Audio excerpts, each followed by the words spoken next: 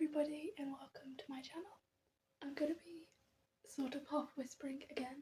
I know I was doing so well with speaking louder for a change, but as I am filming this it is almost 11 o'clock at night, but I had like a burst of energy. I was going to do it tomorrow morning, but I figured since I have the energy I'm going to utilise it, and that probably is only going to be enhanced when I do my new taste test. As I said when I tried the, I think it was passion fruit, was it passion fruit punch? As I said when I tasted the fruit punch, I would try the grape one, and I followed through. So we're going to crack this open and I'm going to try and not ramble.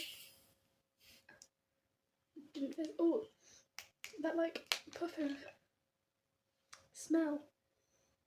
It's very, I got it on my lip. It's a very strong smell. I don't know what to think of it.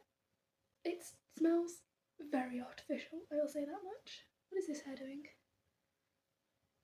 You gonna stay there? Thank you, love. Anyway, I'm gonna try this and not ramble, I'm just gonna straighten and do it. But that smell is so artificial.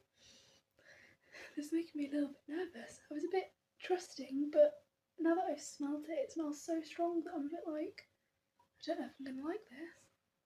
Cheers. I did a big gulp because I didn't want it to feel like I was having a tiny little baby sip. No, I want the full flavour. It does actually, from what I remember, taste a lot like the grape KA, which is ironic because this is what the drinks in the bottles reminded me of, which is why I brought them, because they remind me of the KA.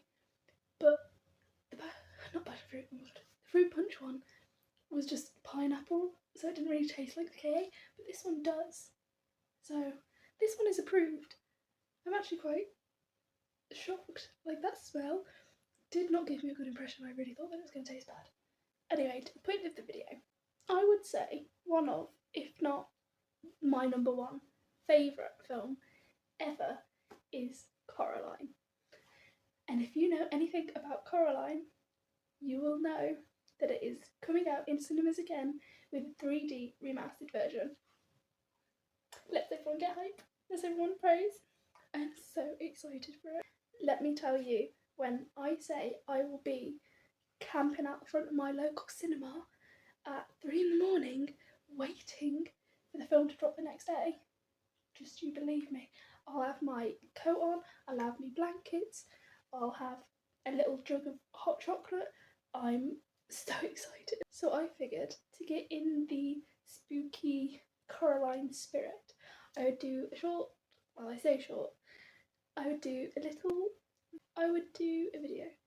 going through some of the theories and little Easter eggs that I remember sort of consuming my ever waking thought for the first year, 2 years that I watched Coraline.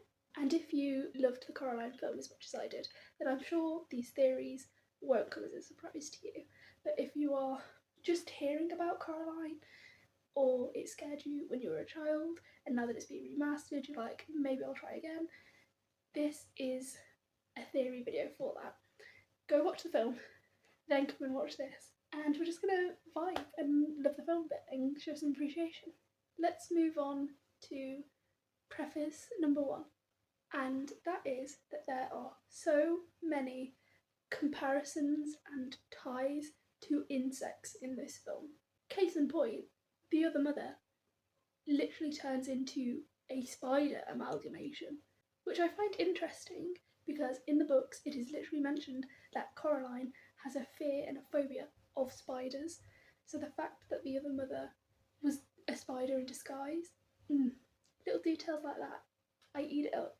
Not just that, but the fact that her real parents in the real world are gardeners and write about gardening. They have like a catalogue, or they do exposés about gardening, and the other mother is an insect, and insects are supposed to be, some of them I assume, are supposed to be like the aggressors of gardeners because they eat the crops. There is also a lot of parallels from the real world to the other world. For example, when we see Coraline, she always has her dragonfly hairpin, which I do actually own. I just thought I'd add that in there. It's in my drawer. I can't be asked to get it, so there it will stay. But I do own them. But she always walks around with a little dragon pin hair clip thing. And when we actually go to the other world, the other mother has created little like dragonfly ornaments that fly around the room. The fact that the picture by the side of Coraline's bed, the holder is a praying mantis, and then the other father ends up driving this tractor that is shaped and looks like a praying mantis. The parents of Coraline drive a Volkswagen Beetle, and the other mother eats chocolate beetles. It's all connected, and I think that's so excellent, especially when we obviously know that the doll was a spy for the other mother, but the fact the other mother has also used smaller things that she's captured from the other world to include subtly in the other world is just so excellent. The second thing I've wrote down is a little theory slash idea that was circulating about why Coraline ended up moving in the first place, and that is that Coraline's mum purposefully got into the car crash.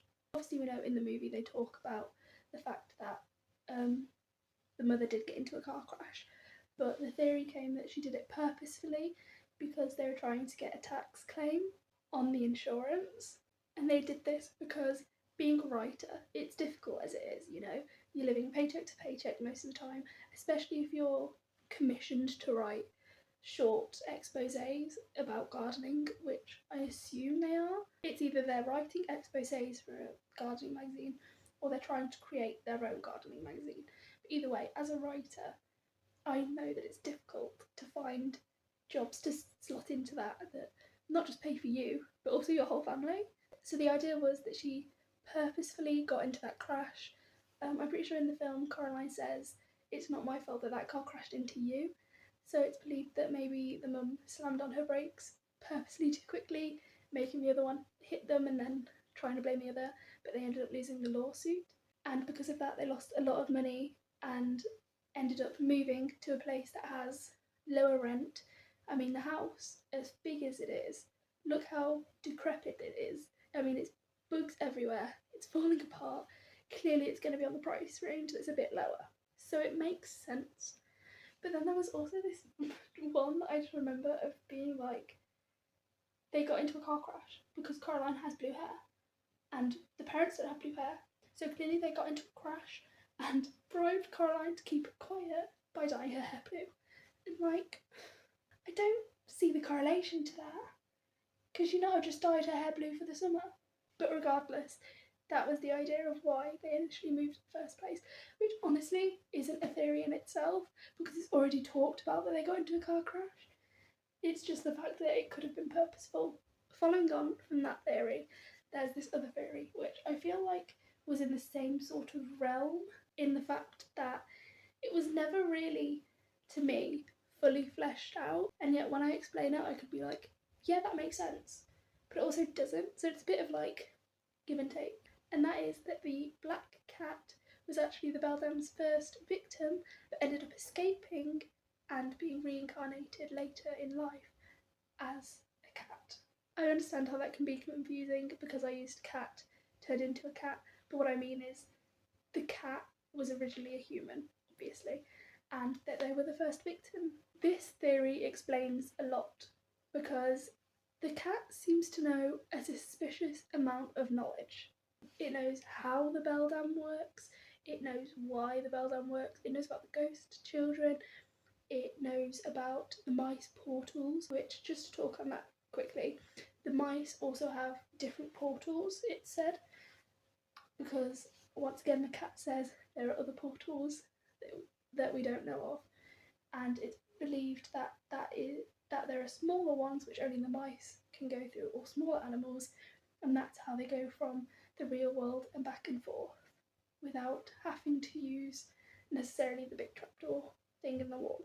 The main big thing that fueled this, I believe, is the fact that the beldam in the original state is so worn out and mechanical, despite the fact that she has, eaten, consumed the magic and souls of children before. So how does that work, that you would appear in this seemingly weakened state despite having your food?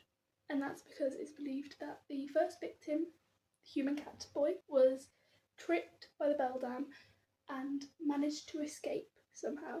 Maybe it was her first time killing people, maybe it was her first time manipulating. I ain't gonna judge a woman. But either way, he managed to escape and live out his life until death many years later. Was later reincarnated as the cat, sworn protector because he was the first to escape. He now has to protect the others. So between the time when the first cat boy left and the next victim, which I'm going to assume was the girl with like really long hair and that hat, in that time she began to fade away and the magic faded. So to cling on to existence, she mutilated her body with the only tools that she had as a seamstress, which was needles and metal work, which is how she's so like metally and spindly. And that also explains a little bit of why she uses a doll. Maybe she realised what her mistake was. She didn't know enough about the boy. So to make up for it, she used whatever little magic she might have had left and made the doll, which spied on other people, which is how she was able to learn everything about who she needed to know about and was able to capture the other ones. Number 4 talks about the well as a portal. So once again, I feel like this is basically already confirmed, but there are some little Easter eggs and possible plot lines that make this more interesting if it is a portal. This is interesting because in the books it notes that the beldam did not create the other world. It was always there and that the beldam found it. And it also says that the beldam used to be a human herself, which makes the story so much more interesting. So this theory focuses more on the fact that if the well was a portal, perhaps one day human beldam was just walking around. Maybe there were other circumstances at play that we don't know of, but she ended up falling down the well, and because it was a portal, she ended up going to the other world, and a little bit similar to Stranger Things, ended up utilising this other world while she had it and used it as her new life form and self-expression in a way. Once more linking to the books, the beldam actually ended up kidnapping and consuming a fairy, and it says that she needed it for the magic and like the soul remnants, which goes to show that she wasn't actually eating the flesh, I suppose, sorry to put it in a gruesome way, of the children. She just needs something with high magic, which goes to show that she needs to consume a sort of magic or like soul mystical element rather than actual like flesh and bones. Taking this into consideration, around the well when we see it there is a ring of mushrooms, which in folklore is determined to be a fairy ring, and they sort of work as an enticement point of drawing in magical creatures, especially fairies, which can explain how the fairy got to the other world in the first place. But it also adds another mythical element of perhaps when the beldam became the beldam, that's when the ring sort of grew as like a symbol to say that there is a magical being here. But if that is the case, it also makes it more interesting considering at the end of the film, Coraline ends up sending the key down that well. And if that is a portal, that means the other mother now has the key at her every beck and call. But that would not matter in Theory 5, because Theory 5 is the idea that Coraline never left the other world. So the way that this theory works, you'll have to bear with me because it might be a bit complicated to explain, but I'm trying my best. Imagine that going through the door was her going from the real world to this other world. And once she's in this other world, the way that she got back to the real world is by sleeping in bed on that first night. But later in the film, when she tries to go to sleep and go to the other world, it doesn't work. Now in the film, it's made to be like the other mother didn't want you to go home, so she didn't send you home. That's the sort of vibe. But if we believe that on that night, Coraline never left the other world, and the other mother just made it seem like it was the real world, but it was the second other world, then it kind of makes sense. So with that in mind, Coraline then travels from world to world, thinking it's the real world and the other world. But what if it's just the other world 1 and the other world 2 that she keeps passing between, and she never actually eventually goes back to the real world? And therefore, the other mother is able to keep Coraline in the second other world, assuming that it's the real world, so that she would have no means to escape, because she thinks that everything's normal and everything's solved. I mean, you defeated the big bad. Why would you ever feel the need to escape if you've always felt that that was the real world? And there are a lot of ways that this makes sense. First of all, when Coraline goes to the uniform shop with her mother, she did not take the doll. The doll was not there. How was the other mother supposed to know that she wanted the gloves and that she wanted new clothes if the doll was never there to spy on her? Now, I will put in and say that I saw a video recently of someone questioning this character in the background. They were like an orange-haired lady who just seemed to be staring at Coraline and her mum a lot, and supposed that it could have been one of her minions that worked in the real world and sort of was able to go back and forth like the mice were able to. But that is a bit iffy, and I don't really believe it myself. But that is a bit iffy, and it's not really something that I strongly believe myself. But it is a theory, so I thought I would include it. Following on from this, if the second other world and the other world did exist, it would also explain why, when the parents were stolen by the beldam, how they were able to be taken so quickly and easily when the beldam made it seem like only children were able to be manipulated because they're so young and easily manipulated, and with trouble at home they could easily make it seem better. But in such a short span of time, able to somehow kidnap 2 parents, all while Coraline is in this supposed other world as well, might I add. And then when they return, they're so unbothered and they act like nothing ever happened.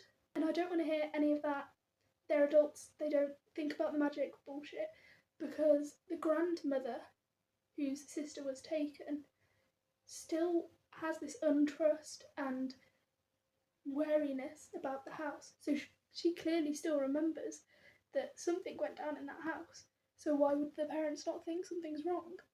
Unless it was all an act to make it seem like Coraline was the big strong hero and feel completely safe to live in this second other world as if nothing happened. And she doesn't even know the town. She moved in like a week ago, if that.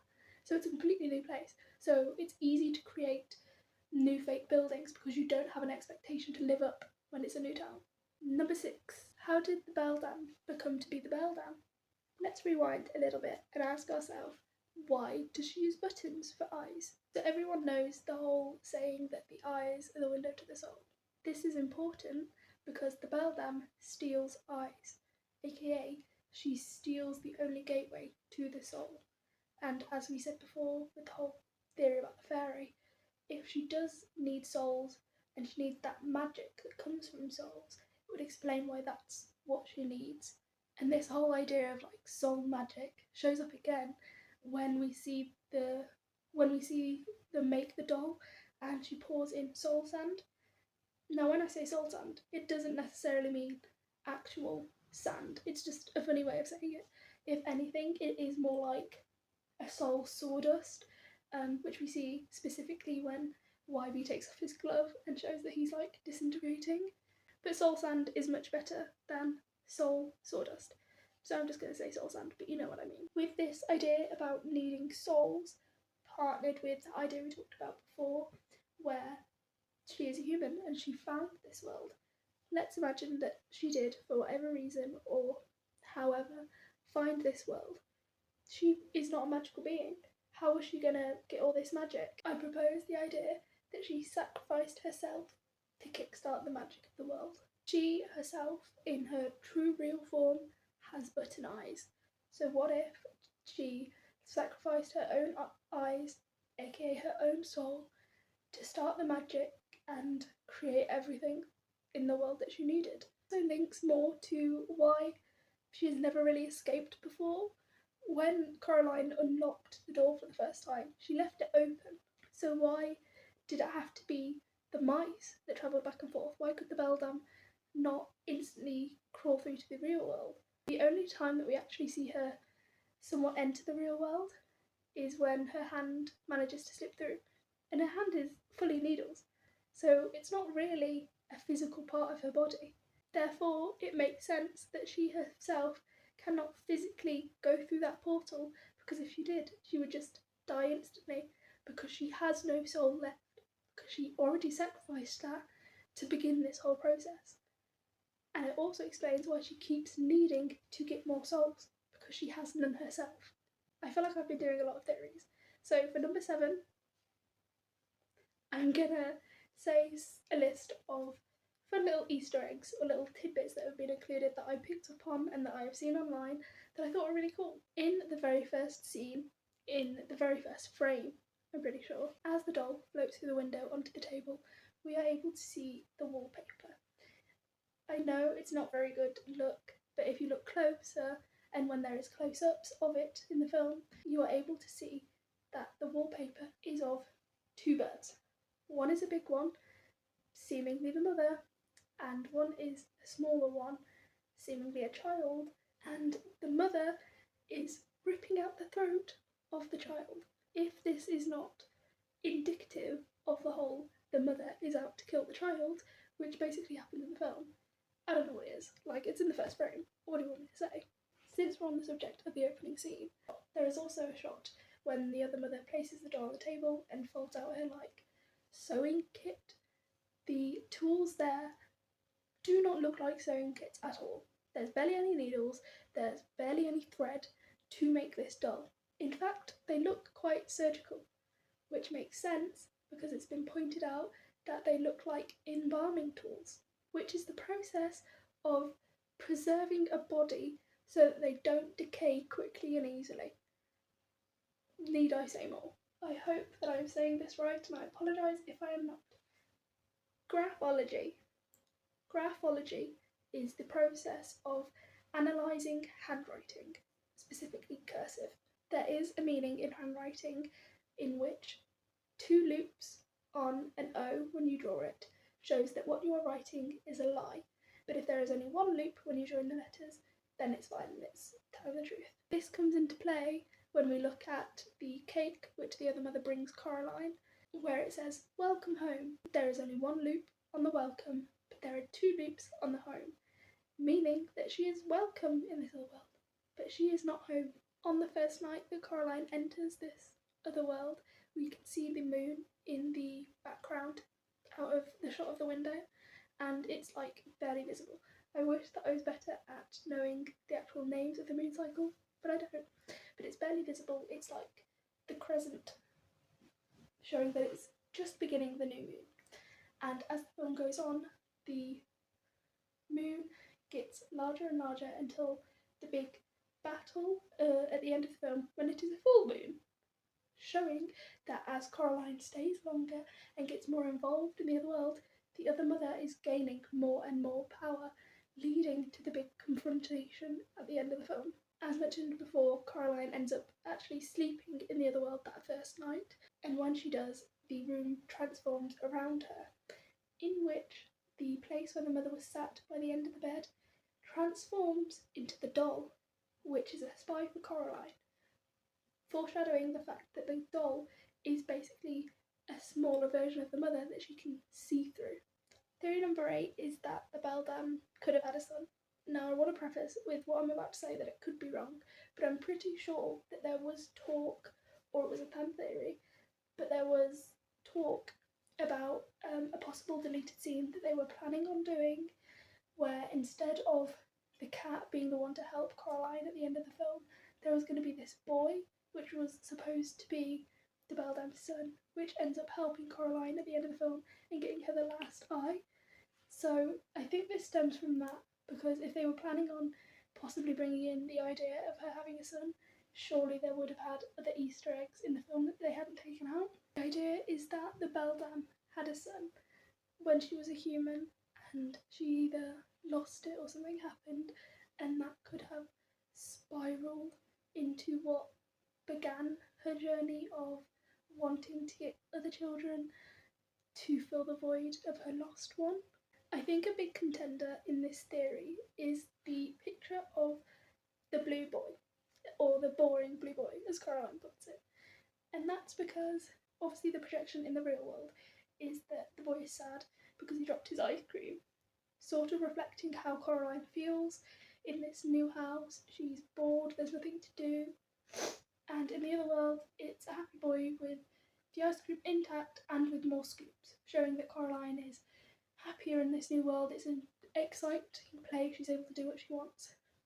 But there's also an element when the facade falls and everything goes to what it really is in the other world, aka the bugs are the furniture. They're not actual furniture, they're bugs.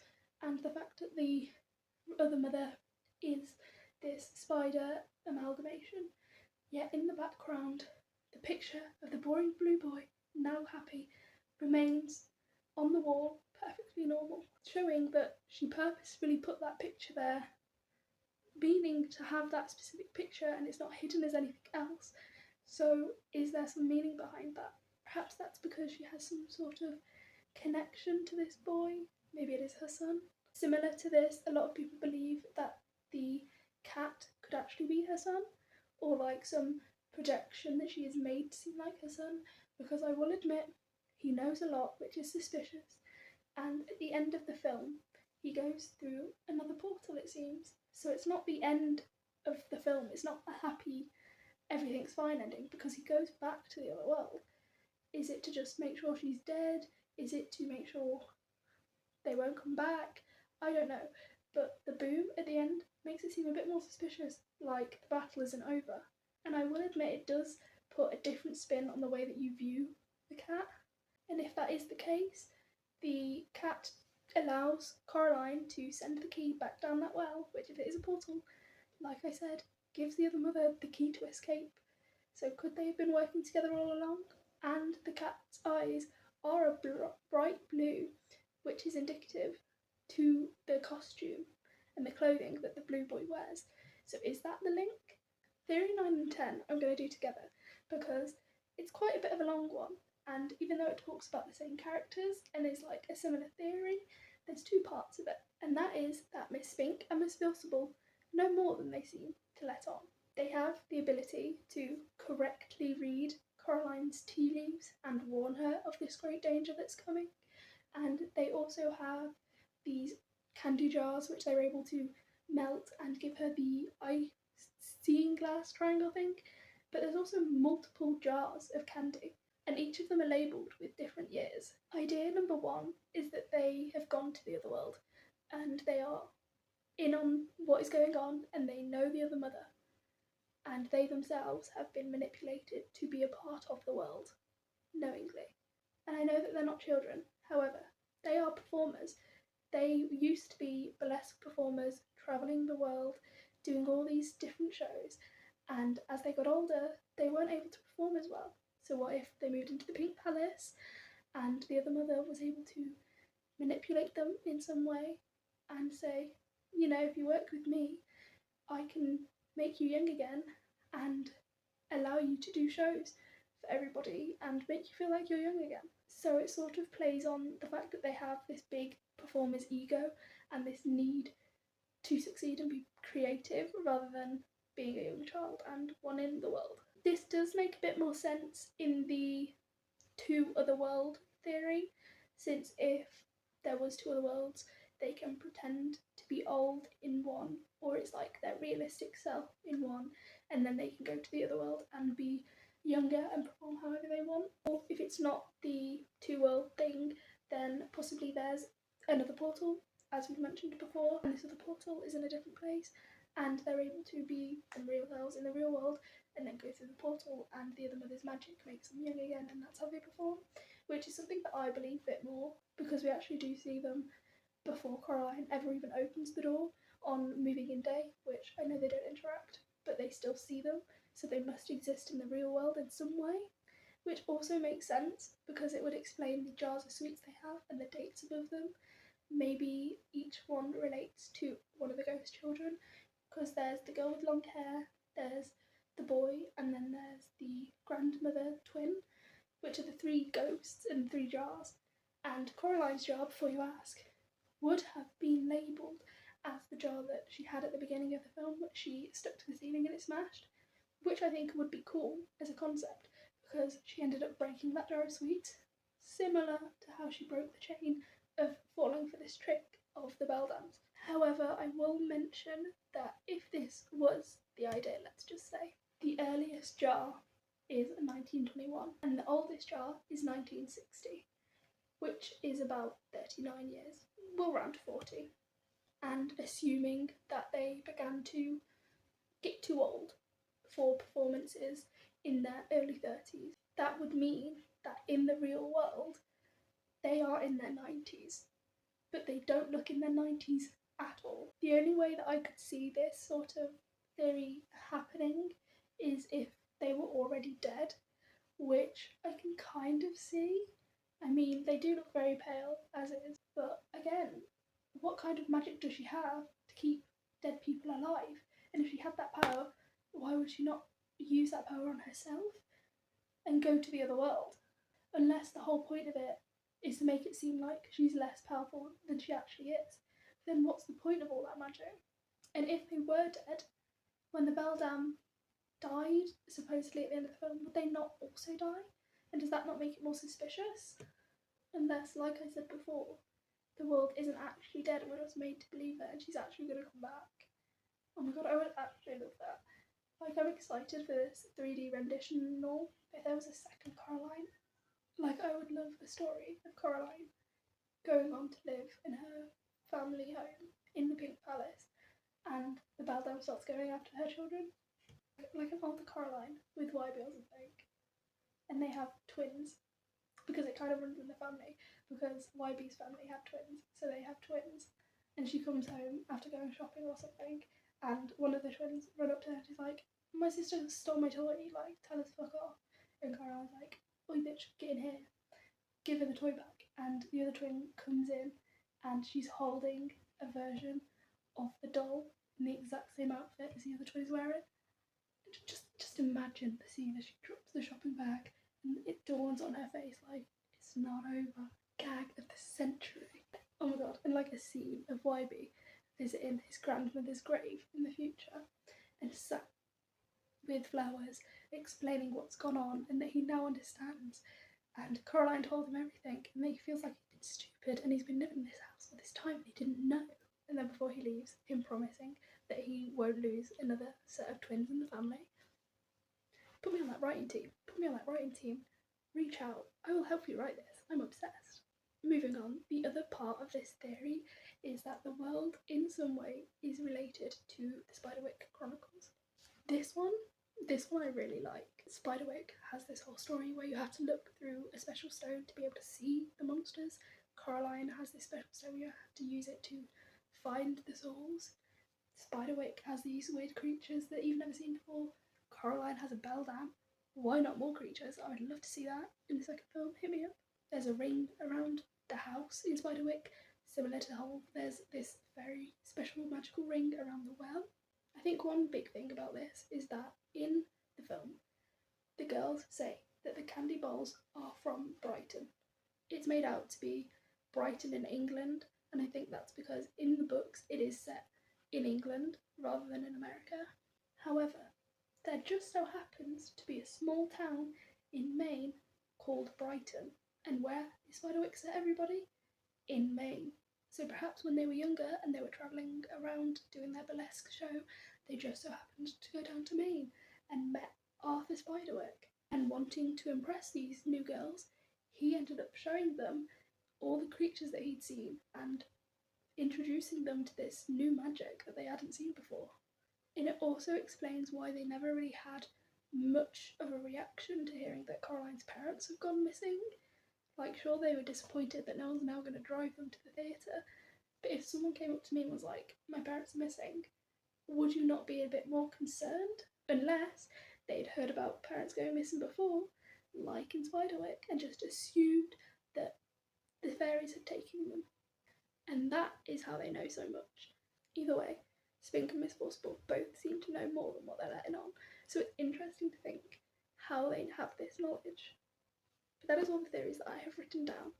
If there are any that you have found out, which I'm sure there are, please leave them down in the comments. I would love to hear about them, especially as I'm getting in the mood and excited for the new film.